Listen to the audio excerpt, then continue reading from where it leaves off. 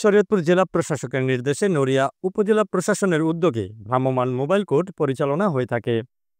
এ সময় উপজেলা নির্বাহী কর্মকর্তা আমিনুল ইসলাম বুলবুল ও সহকারী কমিশনার ভূমি লাকি দাস ভ্রাম্যমাণ মোবাইল কোর্ট পরিচালনা করে থাকেন। মঙ্গলবার 15 এপ্রিল সকাল 11টা থেকে দুপুর 3টা পর্যন্ত 37টি মোটরসাইকেলের যথাযথ কাগজপত্র না থাকায় জরিমানা করেন ভ্রাম্যমাণ আদালত। উপজেলা নির্বাহী কর্মকর্তা আমিনুল ইসলাম বুলবুল বলেন, ড্রাইভিং লাইসেন্স না থাকায় অদক্ষ ড্রাইভারদের কারণে প্রতিনিয়ত রোডে দুর্ঘটনা ঘটছে।